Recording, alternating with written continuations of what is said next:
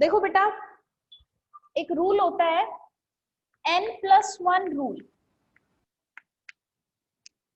जिसको हम बोलते हैं एनवायरमेंट रूल। N+1 कहो या फिर एनवायरमेंट रूल कहो, ये सब सेम है। हमारी प्रैक्टिकल लाइफ में भी ये रूल लगता है। एनवायरमेंट रूल क्या कहता है कि जो एडजेसेंट में कोई भी प्रोटॉन प्रेजेंट है वो किसी इंडिविजुअल को इफेक्ट करेगा। हमारी लाइफ में भी ऐसा ही होता है कि जिसके साथ हम रहते हैं हम भी उसी के जैसे, उसके जो कैरेक्टरिस्टिक्स होते हैं हमारे अंदर भी आने लगते हैं। एनएमआर के अंदर भी कुछ ऐसा ही फिनोमिना है कि जो एनवायरमेंट होता है वो एक इंडिविजुअल प्रोटॉन को इफेक्ट करता है। और एक चीज और, इसमें एनएमआर के अंदर नेबरिंग या फिर एनवायरमेंट में कौन आएगा, जो बिल्कुल एडजेसेंट में। अगर मान लो यहाँ पे कोई प्रोटॉन प्रेजेंट है, प्रोटॉन छोड़ो आप अपना घर लीजिए, ठीक है, एनएमआर के अकॉर्डिंग आपका नेबर कौन है, जिसकी आपकी दीवार में दीवार है। इस तरीके से इधर ये साइड में जो घर है वो भी आपका नेबर है, और ये वाला जो घर है वो भी आपके नेबर का घर है। लेकिन अगर यहाँ पे ऐसे एक और घर है, वैसे तो वो भी नेबर है लेकिन एनएमआर के अकॉर्डिंग ये नेबर की कैटेगरी में नहीं है। ध्यान रखना इस चीज को, जो बिल्कुल उससे अटैच होगा वही किसमें काउंट होगा, उसके एनवायरमेंट में। अगर मैं एक प्रोपेन का एग्जांपल लिखूं, CH3 CH2 CH3, तो ये जो कार्बन है, हाँ बेटा बोलो। मैम सोनम को अलाउ कर दीजिए अंदर। सारे अलाउ है, ये पता नहीं कहाँ रह जाते हैं उसका बच्चे। मैसेज आया मेरे पास, वो बोल रही है आपको कहने के लिए। मेरी तरफ से बेटा सारे अलाउ है। मैं क्या करूंगी ओके अकेली मैम। क्लास लेके? मुझे यूं बताओ, मुझे कोई फायदा है अकेली क्लास लेने का? आप लोगों की एब्सेंस में हम खाली बेंचेस को पढ़ा रहे हैं। देखो बेटा, ये आपका घर है, ये मैंने अभी बताया कि जो बिल्कुल एडजेसेंट में है वो आपके नेबर हैं। अगर मैं इस कार्बन की बात करूं तो इस पे 3 प्रोटॉन है, और इन 3 प्रोटॉन के अगर नेबर को देखोगे तो सिर्फ ये 2 प्रोटॉन है। एनएमआर की लैंग्वेज में ये वाले प्रोटॉन और ये वाले प्रोटॉन, इनका आपस में कोई रिलेशन नहीं है अगर आप एनवायरमेंट की बात करोगे, ठीक है। वैसे तो ये सेम नेचर के हैं, ये 6 प्रोटॉन इक्विवेलेंट हैं, लेकिन अगर नेबर की बात आएगी तो इस प्रोटॉन, ये जो प्रोटॉन है इसके नेबर में ये प्रोटॉन्स प्रेजेंट है, ये इसके नेबर है। अगर आप इसको देखोगे, इस कार्बन के प्रोटॉन्स को, तो ये इसके नेबर के प्रोटॉन्स हैं, लेकिन ये और ये आपस में नेबर नहीं है। तो ये इनसे इन्फ्लुएंस होगा, ये वाले जो प्रोटॉन है ये इधर वाले और इधर वाले दोनों तरफ के जो कार्बन के प्रोटॉन्स हैं दोनों से इन्फ्लुएंस होंगे, ठीक है। तो जब भी आपको N+ रूल लगाना है, ये मैं बताऊंगी अभी कि ये रूल कहाँ पे लगेगा, वो हमेशा नेबर पे लगता है। क्लियर? अब बेटा क्या था, मैंने आपको एक चीज पढ़ाई थी कि मान लो मैंने ये एग्जाम्पल लिया CH3CH2Cl का, सिंपल सा एग्जाम्पल है 1-क्लोरोइथेन। जब आप 1-क्लोरोइथेन को देखते हो और मैं आपको कहूं कि इसमें कितने टाइप के प्रोटॉन हैं, तब आप क्या बोलते हो कि इसमें 2 टाइप के प्रोटॉन हैं, ये 2 एक जैसे और ये 3 एक जैसे। हम मान लो इन्हें कहें ये HA टाइप है और ये है HB टाइप, 2 टाइप हो गई, HA एंड HB। तो इनका कितना से, अगर इसको कहूं कि इसका क्या सिग्नल आएगा, तो आप ये बोलते हो कि इन 2 प्रोटॉन्स का एक सिग्नल आएगा, ठीक है। और अगर इन प्रोटॉन्स की कहूं तो आप क्या कहोगे कि इन प्रोटॉन्स का भी 3 प्रोटॉन्स का एक सिग्नल आएगा। अब आएगा तो एक सिग्नल, लेकिन इस एनवायरनमेंट के जो प्रोटॉन है आपस में, इसके प्रोटॉन इससे इन्फ्लुएंस होंगे और इसके प्रोटॉन इसके प्रोटॉन से इन्फ्लुएंस होंगे। और उसी को हम क्या बोलते हैं कि वहां पे जो सिग्नल होता है उसमें क्या होगी, स्प्लिटिंग। कैसे? यहाँ पे एक सिग्नल आएगा इन 2 प्रोटॉन्स का, मैं यहाँ पे लिख रही हूँ HA के जो प्रोटॉन है उनका एक सिग्नल आएगा, आ गया एक सिग्नल। लेकिन जब आप इसको NMR में ड्रॉ करोगे तो इसको कैसे ड्रॉ करोगे, आप हमेशा क्या करोगे, इसके नेबर में जाओ, इसके नेबर में ये कार्बन है, इस कार्बन पे कितने प्रोटॉन हैं, 3, ठीक है, ये 3 प्रोटॉन है। तो इसका जो सिग्नल आएगा वो कैसा सिग्नल आएगा, क्वार्टेट। अब क्वार्टेट का मतलब क्या, चार, कि चार लाइन आएंगी सिग्नल की, और इसी को हम क्या बोलते हैं, स्प्लिटिंग ऑफ सिग्नल, कि एक दूसरे के मैग्नेटिक फील्ड के इन्फ्लुएंस की वजह से जो प्रोटॉन है वो आपस में क्या करेंगे, एक दूसरे की सिग्नल्स की स्प्लिटिंग, तोड़ देंगे सिग्नल को, कि यहाँ पे आना तो एक सिग्नल था ऐसे, लेकिन चार पीक आएंगी, यही सिग्नल चार पीक्स में डिवाइड हो गया, और किसकी वजह से हुआ, इस कार्बन के 3 प्रोटॉन्स की वजह से। यहाँ पे मैंने जो n+1 लिखा है, इसमें जो n है दैट इज नेबरिंग प्रोटॉन्स, जो नेबर में प्रोटॉन है उसके अंदर एक ऐड कर दो, वो उसके सिग्नल होंगे। अगर इस प्रोटॉन को देखो तो इसके नेबर में इधर 3 प्रोटॉन प्रेजेंट है, तो 3 में एक जोड़ो, 4, 4 को हम बोलते हैं क्वार्टेट। ठीक है, इसका जब सिग्नल देखोगे एनएमआर में, तो इसके नेबर में ये 2 प्रोटॉन प्रेजेंट है, कितने प्रोटॉन, 2, तो सिग्नल कैसा आएगा, 2 + 1 3, ट्रिपलेट। जब बेटा एक सिग्नल आता है हमारे पास, मतलब स्प्लिटिंग नहीं होती, तब हम उसको बोलते हैं सिंगलेट। ठीक है, जब हमारे पास 2 पीक आएंगी, आप इसको पीक लो, इसको आप कंफ्यूज हो जाओगे कि एक सिग्नल और 2 सिग्नल का क्या मतलब है। देखो, जब एक सिंगल पीक बचे तब हम उसको बोलते हैं सिंगलेट, जब हमारे पास 2 पीक्स आएंगी एक ही सिग्नल की तब हम उसको बोलते हैं डबलेट। ठीक है, सिंगलेट को डिनोट करेंगे स्मॉल s से। आप जब एनएमआर के न्यूमेरिकल्स करोगे तब आपको मेंशन होगा ये कि हमारे पास ऐसा कोई कंपाउंड है जिसके अंदर ये प्रोटॉन है। एक एग्जांपल करवाऊंगी आज, इतने प्रोटॉन है उसमें और उस प्रोटॉन का ये सिग्नल है, और आपको मेंशन करेगा वो सिंगलेट है, क्वार्टेट, लेकिन कंप्लीट नहीं लिखेगा, वो ऐसे मेंशन करेगा small s। You have to identify कि इस स्मॉल s का क्या मतलब है। इस स्मॉल s का मतलब होता है एक सिंगल पीक, सिंगलेट। अगर स्मॉल d मिले तो इसका मतलब होगा डबलेट। अगर 3 पीक मिलेंगी हमें तो हम उसको क्या बोलते हैं, ट्रिपलेट। ट्रिपलेट का स्मॉल t। अगर 4 पीक आएंगी एक ही सिग्नल की तब हम उसको बोलते हैं क्वार्टेट। ठीक है, क्यू। 5 में क्या बोलते हैं, पेंटेट नहीं बोलते, उसको क्विंटेट बोलते हैं। 6 में हेक्सेट, 7 में हेप्टेट। इस तरीके से पहला लेटर ले लेना उसका। अब देखो इसमें क्या आया, इसमें इसकी वजह से क्वार्टेट बना। तो क्वार्टेट कैसे बनाओगे, यहाँ पे बना रही हूँ इन्हीं के साइड में, आप भी बिल्कुल वैसे ही बनाओगे।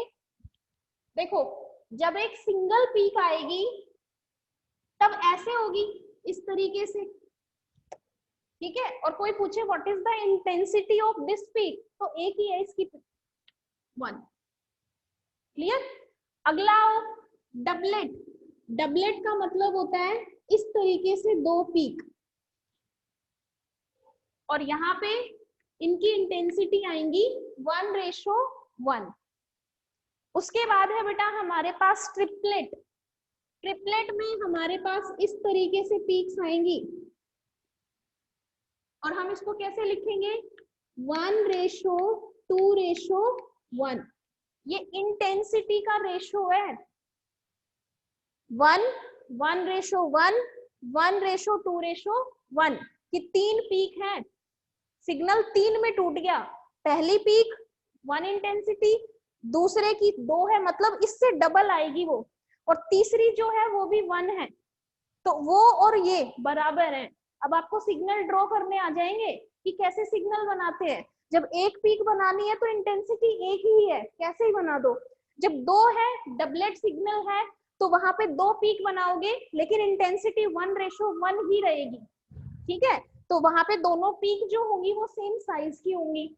उसके बाद ट्रिपलेट में 3 पीक आएंगी तो इंटेंसिटी क्या होती है, 1:2:1। आप हमेशा देखो बेटा, अगर आपको ये याद ना रहे ना तो कैसे याद करोगे, क्वार्टेट में समझाऊंगी इसको। क्वार्टेट में हमारे पास 4 पीक आएंगी ऐसे। आप क्या करा करो, दोनों लास्ट जो टर्मिनल है उन पे 1 1 लिख लो। अब ये तो हो गई 2, टोटल पीक कितनी आएंगी इसमें 4। इसमें ये जोड़ो 1:2, ठीक है। और ये फिर से इसमें यही जोड़ो, क्योंकि सिग्नल क्या है क्वार्टेट, तो इसका मतलब क्या है, क्वार्टेट का मतलब होता है 2 एक जैसी और 2 एक जैसी पीक। डबलेट का मतलब होता है दोनों एक जैसी पीक। इक्वली डिवाइड कर दो। अगर मैं कहूँ ना 5, तो 5 का मतलब है कि 2 एक जैसी हैं, 2 एक जैसी और एक अकेली है। कैसे, मान लो 5 के लिए मैं ऐसे लिखूं 1 1, ठीक है। 5 के लिए मैंने ऐसे लिखा। अब आप क्या करो, कैसे करोगे बेटा इसको, आप यहाँ पे बेटा एक चीज यहाँ पे गलती हुई है, देखो सबसे पहले 1 लिखा, दूसरे वाले में 1:1 लिखा लास्ट में, तीसरे पे बात आती है आप 1 1 तो लिखो, ठीक है, और इन दोनों को ऐड करते जाओ। यहाँ पे क्या आ गया 2 आ गया। जब आप 4 लिखोगे, ये ट्रिक होती है, जब आप 4 के लिए रेशो निकालोगे ना तो टर्मिनल्स पे तो 1 1 लिखोगे, लिख दिया 1 1, इसमें ये जोड़ो और इसी में ये जोड़ो तो 3 और ये 3, ठीक है। ऐसे 5 के लिए निकालो, 5 के लिए इधर भी 1 और इधर भी 1, बचा कितना बीच का 3, ये जोड़ो आपस में, 3 और 1 4, जोड़ दिया, 3 और 1 4 और 3 और 3 6। याद रहे तो ठीक, नहीं तो अपना जिस तरीके से क्रैम कर सकते हो कर लो। फिर से बता रही हूँ, अगर फिर भी अगर कोई समझना चाह रहा है कि कैसे ये रेशो लिखते हैं, सबसे पहले ये लिख दिया, एक में तो कोई डाउट नहीं है 1, 2 के लिए 1:1 लिख दिया, टर्मिनल वाले लिख दिए 1 1, उसी में खत्म हो गई, क्योंकि हमारे पास पीक ही कितनी थी 2 पीक थी। फिर हम तीसरे पे जाएंगे, तो जब हम तीसरे के ऊपर जाएंगे तो टर्मिनल्स पे तो क्या लिखेंगे 1:1 लेकिन 3 पीक है तो बीच की पीक इन दोनों के सम के इक्वल। जब हम 4 के ऊपर जाएंगे तो 4 में हम टर्मिनल्स पे फिर से 1 1 लिखेंगे और बीच की 2 पीक्स के लिए इनको आपस में क्या करेंगे ऐड करेंगे। फिर उसके बाद हम किस पे जाएंगे, जब हम 5 के ऊपर जाएंगे तो 5 के ऊपर जब हम जाएंगे तो टर्मिनल पे तो 1 1 ही लिखेंगे। आप इनको जोड़ो, 3 और 1 4, फिर इसको जोड़ो 3 और 3 6, फिर 3 और 1 4, तो ये कितने आ गए 1 2 3 4 5। अब आप बना सकते हो कि 1:4:6:4:1, ये लास्ट वाली एक जैसी, ये 2 एक जैसी और ये अकेली 1। 6 के लिए बेटा टर्मिनल पे 1 1, इसको जोड़ो 4 और 1 5, इनको जोड़ो 6 और 4 10, इनको जोड़ो फिर से 6 और 4 10, 4 और 1 5। ये बात आपको समझ में आई? अनम्यूट करो और बताओ मुझे फटाफट। यस मैम, यस मैम, बना सकते यस हो, मैम, बना सकते हो इसको? Yes ma'am. बेटा ये याद करने मतलब आपको पता होनी चाहिए, ये सिग्नल को ड्रॉ करने में हेल्प करेगी और इससे आपको पीक का साइज पता चल जाएगा कि आपको कितनी कौन सी पीक इक्वल करनी है, कौन सी छोटी कौन सी बड़ी। ये 2 है, 2 का मतलब इन दोनों के कंपैरिजन में ये डबल है और इसकी इंटेंसिटी ज्यादा है। जितना ऊपर तक पीक जाएगी वो उतना ही शार्प होता है, और शार्प का मतलब होता है इंटेंसिटी, कि उसकी इतनी उतनी ही क्या है इंटेंसिटी। अब देखो मैंने लिखा 1, फिर मैंने लिखा 1:1, फिर मैंने लिखा 1:2:1, फिर मैंने क्या लिखा 1:3:3:1, और एक और लास्ट लिख रही हूं मैं 1:4:6:4:1। अब बेटा ये ट्रायंगल की फॉर्म में है, ऐसे ट्रायंगल की फॉर्म में एक्सपेंड हो रहे हैं सिग्नल। बात आई समझ में? इसीलिए इसको बोलते हैं पास्कल्स ट्रायंगल, जो हमें किसके बारे में बताएगी? About the intensity of signal. अब हमें सिग्नल बनाने आ गए। मैं कहूं, कहीं पे भी मैं कहूं कि उसका सिग्नल आएगा उसका सिग्नल आएगा क्वार्टेट, तो क्वार्टेट आप बना सकते हो ऐसे 1:3:3:1 की, कि एक पीक ऐसे, दूसरी ऐसे, तीसरी इसी के इक्वल और फोर्थ वन ऐसे। एग्जाम्पल से करवाना पड़ेगा आपको। नहीं समझ आ रहा तो कोई बात नहीं, आगे एग्जाम्पल करवाऊंगी, उसमें आपको डाउट क्लियर होगा। ये पास्कल ट्रायंगल है। आगे तक आप कितना ही एक्सपेंड कर लो, लास्ट में 1 1 लिखो, इनको आपस में ऐसे पेयर बना बना के और जोड़ते चले जाओ, तो अगले वाले की इंटेंसिटी होगी। ये एग्जाम्पल लिया था मैंने CH3CH2Cl 1 क्लोरो इथेन। मैंने सबसे पहले देखा कि इसमें 2 टाइप के प्रोटोन हैं, ठीक है, इनको मैंने ए टाइप प्रोटोन कहा, इनको मैंने बी टाइप। मेरे पास 2 प्रोटोन जो हैं वो एक जैसे हैं, आपको ऐसे लिखा मिलेगा 2 प्रोटोन, समझ जाना कि ये कोई 2 प्रोटोन है और एक जैसे हैं, और उसका सिग्नल ऐसे मिलेगा आपको ब्रैकेट में Q क्वार्टेट, ठीक है। उसके बाद 3 प्रोटोन एक जैसे हैं और उनका सिग्नल है T ट्रिपलेट। अब बेटा ये देखो, ये एक -I का ग्रुप है, इलेक्ट्रॉन लेने की टेंडेंसी है इसकी। जब इसकी इलेक्ट्रॉन लेने की टेंडेंसी है, इसके बिल्कुल जो जड़ बोलते हैं, बिल्कुल जो साथ में अटैच है, वो ये कार्बन है और इसके हाइड्रोजन। तो ये वाले जो प्रोटोन है ये कैसे हैं? D shielded.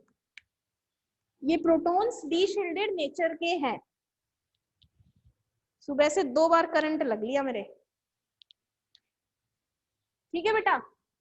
ये वाले इससे थोड़ी डिस्टेंस पे हैं, तो इसके कंपैरिजन में ये 3 प्रोटॉन कैसे हैं? शील्डेड, ठीक है। स्टेप्स में चलो कि ऐसा आएगा हमारे पास। उसके बाद ये 2 प्रोटॉन एक जैसे, 3 प्रोटॉन एक जैसे, ये वाले इसके बिल्कुल साथ में अटैच है, तो ये प्रोटॉन सबसे ज्यादा डी शील्डेड है। ये जो 3 प्रोटॉन है ये इससे थोड़ी डिस्टेंस पे है, तो ये कम डी शील्डेड है। इसका मतलब क्या हो गया कि इन प्रोटॉन्स की जो वैल्यू है वो ज्यादा आएगी, डेल्टा वैल्यू ज्यादा आएगी। अब आप कितने लिखोगे? आप कुछ भी लिख दो, 3.4 ppm लिख दो, मर्जी आपकी, 4 से नीचे कुछ भी लिख दो। उसके बाद क्योंकि ये ओपन सिस्टम है, एक कुछ नहीं है, यहाँ पे कार्बन चेन है और उस पे एक हैलोजन प्रेजेंट है। यहाँ पे जब तुम देखोगे तो इससे कम डी शील्डेड है, कोई भी वैल्यू लिख दो, इससे कम 3 लिख दो, 2 लिख दो, 2.5 लिख दो। अब मेन है सिग्नल को ड्रॉ करके दिखाना। आप यहाँ पे सबसे पहले एक एक्स एक्सिस की लाइन बनाओगे और एक वाई एक्सिस की लाइन, ऐसे इस तरीके से। यहाँ पे आप लिखोगे केमिकल शिफ्ट, और केमिकल शिफ्ट किसकी टर्म्स में? इन टर्म्स ऑफ डेल्टा, क्योंकि मैंने आपको पहले भी बताया था कि जब आप यहाँ से यहाँ पे मूव करते हो तो डेल्टा वैल्यू इंक्रीज होती है, लेकिन जब आप ऐसे जाते हो तो टाउ वैल्यू इंक्रीज होगी। और टाउ की टर्म्स में आपको कोई सिग्नल याद नहीं करना, आप हमेशा किसकी टर्म्स में करोगे? In terms of delta. अब ये देखो, ये जो 0 पे सिग्नल है, आपको पता है ये रेफरेंस कंपाउंड का है, और रेफरेंस कंपाउंड हमारा कौन है? TMS। 0 पे सिग्नल है उसका। ये वाला 3.4 पे और ये 3 पे, तो 3.4 पे कितने प्रोटॉन है? 2, और सिग्नल कैसा? क्वार्टेट। डेल्टा वैल्यू ज्यादा है, इधर बना दो क्वार्टेट 1:3:3:1, और 3 पे वैल्यू है हमारी 3 प्रोटॉन की, और कैसा? ट्रिपलेट। तो यहाँ पे सिग्नल बनाओ ट्रिपलेट इस तरीके से, और आप यहाँ पे लिखो ये कौन सी टाइप के प्रोटॉन है? ये क्वार्टेट वाला हमने क्या कहा? ए टाइप के। ये HA के सिग्नल है और ये HB के। इस तरीके से ड्रॉ करोगे। बेटा बात समझ में आई? Please unmute yourself. नहीं आई तो पूछो। अनम्यूट और पूछो। तुम्हारे चक्कर में करंट और खा रहे हैं, सारे दिन ये तार पकड़े रहते हैं। बोलो बेटा। कोई हेजिटेशन की कोई भी जरूरत नहीं है। अगर आप लोगों को कोई भी कंफ्यूजन है तो आप लोग आराम से पूछ सकते हो। मैम ये क्वार्टेट वाला बता दो एक बार, ये कैसे आया जब 2 प्रोटॉन थे अपने? यहाँ पे ये वाले 2 प्रोटॉन देखो। हाँ मैम ये 2 थे, लेकिन इनके सिग्नल क्वार्टेट 4 बनाया है आपने। क्योंकि इसके एनवायरनमेंट में जो प्रोटॉन है वो इसके जो सिग्नल है उसको इफेक्ट करते हैं, और उसी को मैंने क्या कहा था, स्प्लिटिंग ऑफ सिग्नल, कि इन 2 प्रोटॉन का एक सिग्नल आना था, लेकिन इसके नेबर के प्रोटॉन ने इसके सिग्नल को तोड़ दिया। बेटा ये 2 सिग्नल ही है टोटल, एक ये सिग्नल है पूरा, और ये 3 पिक दिख रही है लेकिन ये सिग्नल एक है। टोटल ये 2 सिग्नल हैं, लेकिन ये टूट गए किसकी वजह से? एनवायरनमेंट के प्रोटॉन्स की वजह से। इसने इसको तोड़ दिया, इसने इसको तोड़ दिया, तो इसके नेबर में कितने प्रोटॉन? 3, तो इसका सिग्नल आएगा 4। 3 और 1 4। इसका जब सिग्नल ड्रॉ करोगे तो इसके नेबर में कितने प्रोटॉन? 2, तो इसके लिए सिग्नल आएगा 2 + 1 ट्रिपलेट। अब बोलो, बोलो बेटा, कोई भी हेजिटेशन है तो 12 कंपाउंड है और ऐसे स्ट्रक्चर स्पेक्ट्रा ड्रॉ करना है आपको। कोई ग्राफ पेपर कुछ नहीं मिलेगा आपको, पेपर में अपने हिसाब से पेन पेंसिल यूज करके और ऐसा एक ड्रॉ वो करना पड़ेगा, ग्राफ ड्रॉ। और इनकी वैल्यूज को याद करने का मैं आपको बता चुकी, उसके लिए पैनिक होने की जरूरत नहीं है कि बुक में तो हमारे पास 3.8 है, आप कुछ भी कर सकते हो 4 से नीचे। बोलो बेटा, बोलो प्लीज। आ गया मैम समझ में। आ गया? आ गया मैम। अगला एग्जाम्पल देखो, एक एग्जाम्पल और लेती हूँ और फिर उसके बाद में तुम्हारे सिलेबस के एग्जाम्पल्स लूंगी। मान लो हमारे पास है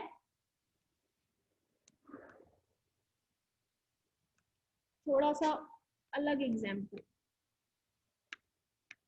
ये एग्जाम्पल है विनाइल क्लोराइड ही है, विनाइल क्लोराइड ही तो है ये, CH2 डबल बॉन्ड CHCl, मैंने थोड़ा इस तरीके से लिख दिया। अब देखो, पहले तो ये देखो इसमें कितने टाइप के प्रोटॉन हैं। मैंने आपको बताया था ये बिल्कुल सेम नहीं है, ये ग्रुप और ये ग्रुप अलग है। जब आप टाइप ऑफ प्रोटॉन निकालोगे ना तो ये इसके सिस है, लेकिन ये वाला इसके ट्रांस है। टर्मिनल पे अगर कहीं भी एल्कीन सिस्टम में CH2 ग्रुप है, पर कंडीशन ये भी है कि जो साथ में कार्बन है उस पे दोनों ग्रुप अलग अलग होने चाहिए, तब वो प्रोटॉन हमेशा डायस्टीरियोटॉपिक नेचर के होते हैं। मैंने पहले भी बताया था आपको कि आप किस तरीके से निकालोगे कि कैसे प्रोटॉन है, ये इसका सिस लेकिन ये इसका ट्रांस, मतलब दोनों क्या है? डिफरेंट। तो मान लो ये है HA टाइप, ये है HB टाइप, और ये तो है ही अकेला, तो ये HC टाइप। 3 टाइप के इसके अंदर प्रोटॉन है। अब इसके नेबर ऐसे लिखो, इसको मैं इसको ऐसे लिख रही हूं, डबल बॉन्ड C, ये H और ये H, ये A सॉरी ये B, ये A और ये C। अब आप ये देखो, इसके नेबर में ये जो कार्बन है ना, इसके दोनों प्रोटॉन अलग अलग हैं। हम इसके लिए इस कार्बन को नहीं देखेंगे। क्यों नहीं देखेंगे? क्योंकि ये दोनों आपस में अलग अलग हैं। गलती मत करना बेटा, कहीं तुम इसके लिए इस कार्बन को देखो।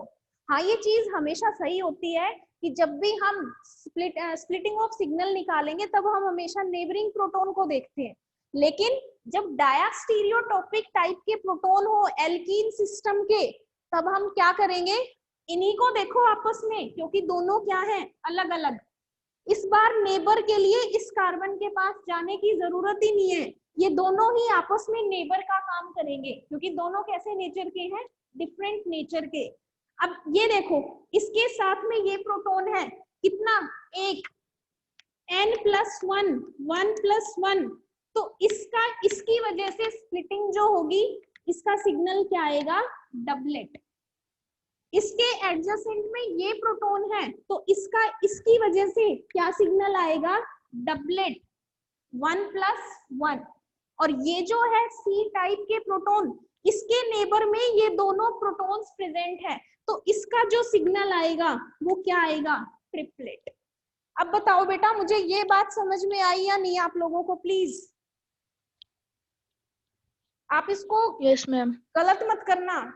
जब भी आपको एल्कीन सिस्टम के प्रोटॉन मिले और अगर वो डायस्टीरियोटॉपिक नेचर के हैं ऐसे, तो इस कार्बन पे जाने की जरूरत नहीं है इनके लिए, ये आपस में ही नेबर का काम करेंगे। तो इसका इसकी वजह से डबलेट, इसका इसकी वजह से डबलेट, थे ये एक ही कार्बन के, इसीलिए इनको बोलते हैं डबलेट ऑफ डबलेट। कई बार आपको ऐसे लिखा मिलेगा बुक में, डी डी एक साथ, इसका मतलब होता है डबलेट ऑफ डबलेट। थे सेम कार्बन के, लेकिन डायस्टीरियोटॉपिक थे, एक दूसरे को स्प्लिट कर दिया डबलेट्स में, तो इकट्ठा हम क्या बोल सकते हैं, डबलेट ऑफ डबलेट। ना याद रहे तो अलग अलग सिंबल क्या है इनके, डबलेट। इसका क्या आएगा, इन दो की वजह से ट्रिपलेट। जब आप ड्रॉ करोगे, अब यहाँ पे देखो, ये हैलोजन है और ये डबल बॉन्ड है, इसके इन्फ्लुएंस में ये सबसे ज्यादा है, सी टाइप के प्रोटॉन। तो ये वाले प्रोटॉन सबसे ज्यादा क्या है, डी शील्डेड। ठीक है, ये सबसे ज्यादा डी शील्डेड है, क्योंकि ये इस क्लोरीन के डायरेक्ट उसमें है, इन्फ्लुएंस में। अगर आपको इन दोनों में कंफ्यूजन है कि कौन सा शील्डेड कौन सा डी शील्डेड, आप ये देखो, ये ए टाइप इसके सिस है, लेकिन बी टाइप इसके ट्रांस है, तो ये वाले प्रोटॉन इसके इन्फ्लुएंस में ज्यादा है, इसीलिए जो ए टाइप के प्रोटॉन है वो कैसे हैं, deshielded as compared to type B proton. सबसे ज्यादा डी शील्डेड तो सी टाइप के प्रोटॉन है, उसके बाद ए टाइप के। क्यों, क्योंकि ए टाइप के प्रोटॉन इस क्लोरीन के कौन सी पोजीशन पे है, सिस पोजीशन पे, डिस्टेंस क्या है, कम, और जो ट्रांस है वो डिस्टेंस ज्यादा होती है। ठीक है, इसीलिए जो बी टाइप के प्रोटॉन है वो शील्डेड है। तो जब आप सिग्नल ड्रॉ करोगे, कैसे ड्रॉ करोगे, ये chemical shift value in terms of delta. आपको पेपर में ये मेंशन करना पड़ेगा कि आप जो केमिकल शिफ्ट के बेस पे सिग्नल ड्रॉ कर रहे हो, तो वो वैल्यू किसकी टर्म्स में है, इन टर्म्स ऑफ डेल्टा और इन टर्म्स ऑफ टाउ। अगर बेटा मैं इसी चीज को, ये पहले वाला जो एग्जांपल है, अगर मैं इसी को in terms of tau value अगर ड्रॉ करूं, तो सिग्नल ये वाला इधर आएगा, ये वाला इधर। पता है ना आपको कि डेल्टा और टाउ वैल्यू दोनों में डिफरेंस होता है। अगर डेल्टा वैल्यू ज्यादा है तो टाउ वैल्यू उतनी क्या होगी, कम। क्यों, क्योंकि tau is equal to 10 - delta. मैं आपको फिर कह रही हूँ, आप टाउ के चक्रों में मत पड़ो, आप सिंपल डेल्टा की टर्म्स में सिग्नल्स को याद करो और उसको ड्रॉ करो। तो जब आप बेटा यहाँ पे डेल्टा की टर्म्स में वैल्यू निकालोगे, ये सबसे ज्यादा डी शील्डेड, तो ये सबसे इधर आएगा। क्या सिग्नल आया था इस प्रोटॉन का, ट्रिपलेट। बनाओ ट्रिपलेट, 1:3:1। उसके बाद ये वाला डी शील्डेड है, डबलेट इस तरीके से, और फिर वो है इस तरीके से, ये वाला HC टाइप, ये है HA टाइप, ये है HB टाइप। यहाँ पे पेपर में इंटेंसिटी लिख के आना, 1:3:1, 1:1 और ये 1:1। आई बेटा बात समझ में, बोलो। Yes ma'am. पक्का, यस मैम। सोच लो, 12-13 कंपाउंड्स हैं, आप लोगों को ही ड्रॉ करके आने हैं, मैं नहीं जाऊंगी पेपर में। मैं तो कोई 2-4 करवाऊंगी, बाकी आपको खुद ही प्रैक्टिस करके करने पड़ेंगे। सिलेबस में 12 कंपाउंड मेंशन है। आई बेटा बात समझ में। अब आपको ये चीज तो मतलब इस चीज से तो परेशानी नहीं है कि इसकी वैल्यू 3.4 क्यों, इसकी 3.2 क्यों। आप एक अंदाजे से लिख के आओगे। एग्जैक्ट वैल्यू कभी भी बच्चे को क्या टीचर को ही याद नहीं होती है एग्जैक्ट वैल्यू, ठीक है, क्योंकि सिग्नल की पोजीशन में डेल्टा वैल्यू में चेंज होता है। आप बुक्स ही उठा के देख लो, मॉडर्न, आर चांद, प्रदीप, उनकी वैल्यूज सेम नहीं है, ठीक है। तो आप एक हमेशा एक एस्टिमेट से वैल्यूज को लिखोगे। मैं दोबारा लिंक भेज रही हूँ और आप लोग प्लीज फटाफट ज्वाइन करना। और अब देखना 22 स्टूडेंट है, जब मैं नेक्स्ट लिंक भेजूंगी उसमें 27 और 28 बच्चे आएंगे अटेंडेंस के लिए, ठीक है बेटा। मैं भेज रही हूँ अभी लिंक।